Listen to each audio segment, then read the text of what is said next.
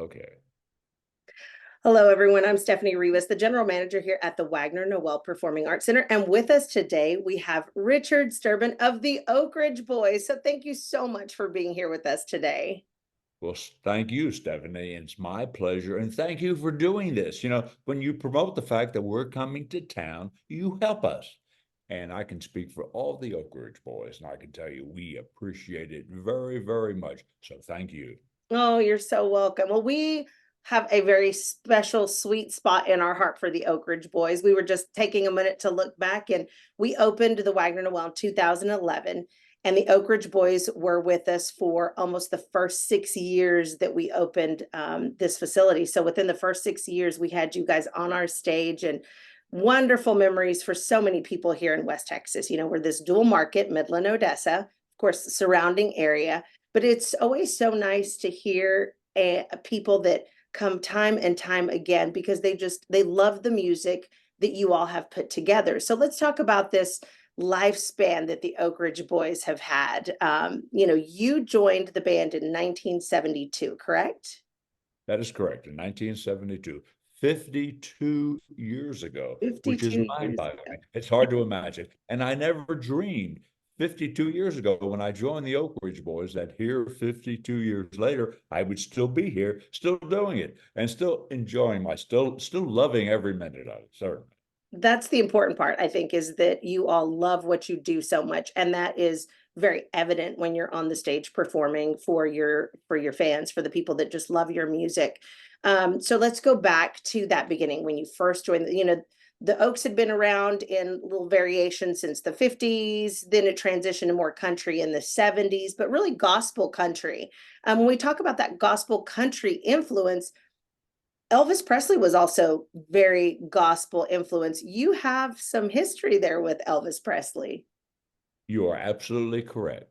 For about 2 years, just prior to joining the Oak Ridge Boys in 1972, I sang in a group called J.D. Sumner in the Stamps Quartet, Southern gospel group.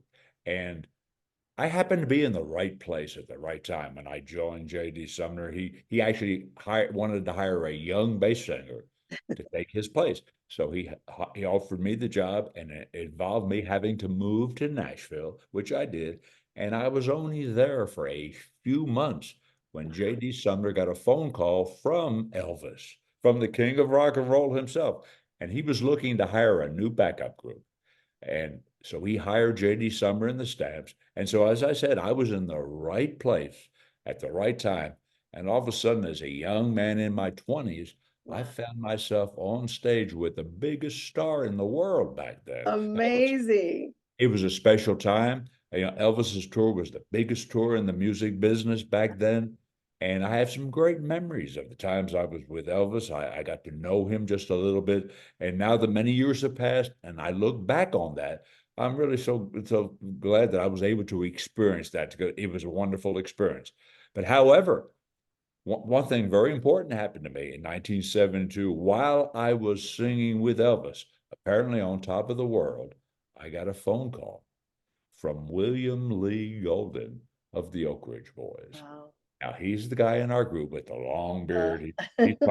He's probably the most Very recognizable character. recognizable. Oh yes, he cannot go anywhere. People turn around and look. Back then, he did not have that long beard. He was Mr. GQ back then. But he called me and he said the bass singer in the Oak Ridge Boys was leaving. The Oak Ridge Boys wanted to know if I would be interested in taking the job. So here I was, apparently on top of the world, singing with Elvis, but I had to make a decision like, what do I do? And I have to admit, at the same time, I was a big fan of the Oak Ridge Boys. I loved the music that they were making, and I really felt like the group had a great deal of potential. I wanted to be a part of it. So I made the decision in 1972 to leave Elvis and to join the Oak Wow. Ridge Boys. And back then, a lot of people questioned that decision. How can you do that? How could you leave Elvis and join the Oak Ridge Boys? But I really believed I was doing the right thing. I kind of followed my heart, and Yeah.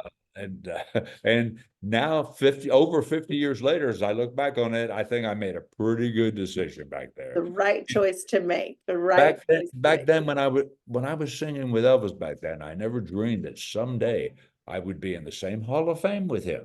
You Yeah. know, but now if you go to the Country Music Hall of Fame here in Nashville, and Mhm. you go into the rotunda, you look at the four faces of the Oak Ridge Boys in bronze on the wall, and then you look around the room, you'll see Elvis, you'll see Johnny Cash, you see Dolly Parton, the biggest name. And for the Oak Ridge Boys to be a part of that family, it's so special.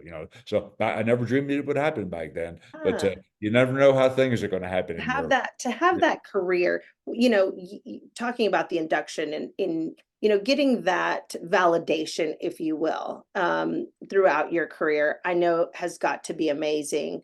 But truly, does the validation come, where does the validation come from as a recording artist, as a live performer, you know, the accolades that come with all that? For you personally, what is the most important validation for you?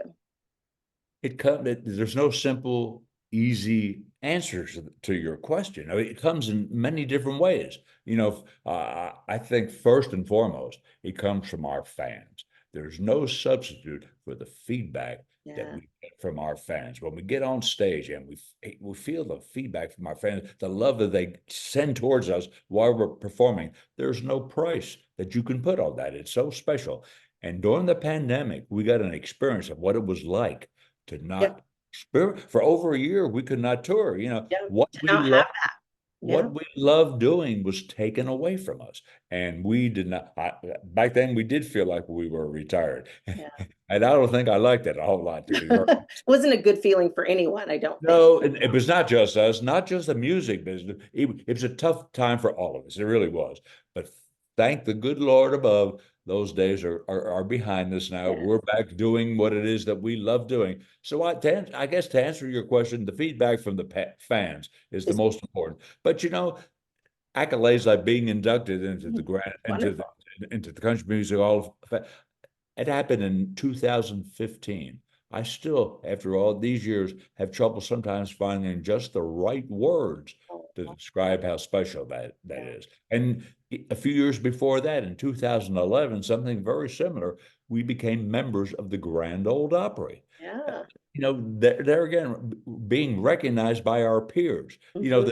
There's no Yeah. more special feeling than that. Well, music moves people. Obviously, we know that that's what's so special about this medium. When we talk about music, people gravitate to music for so many different reasons, with so many different phases and moments in their life. For you all to be a part of that for your fans, that they have that music and they come into these spaces, to whether it's they're listening to an album on the radio or in a live music space like our venue, which we're so excited to have you guys back out here and to be performing live. You mentioned it's really hard during times like during the pandemic when we couldn't have this live feeling. We couldn't go out and enjoy. Do you feel like for the fans, if you're talking to the fans, to is it important to remind people that having these experiences are important? I worry sometimes that I do feel like there are still some folks that are reluctant to go out and to have these experiences again because we did get so shut in. What would you say to those folks that are still really struggling with that experience, that live experience? Let me speak for all the Oak Ridge Boys and tell you that we are looking forward to coming your way. We plan to have a great time. We're going to do our best to make it a great night. I already told you, you're going to hear me do Giddy Up, Boom Papa Mama. You're going to hear all the hits that you expect to hear. You're going to hear some gospel music. We have a gospel music background. We're patriotic guys. We'll honor our troops and our veterans. Just Wonderful. a great night of good country music and family entertainment. And as I said, we're going to do our best to make it a great night. So come on out, That's right. spend some time with the Oak Ridge Boys. Let's celebrate together. Let's celebrate. WagnerNoel.com is where you can get your tickets 24 hours a day. So come see us. Thank you so much again. Thank you very much.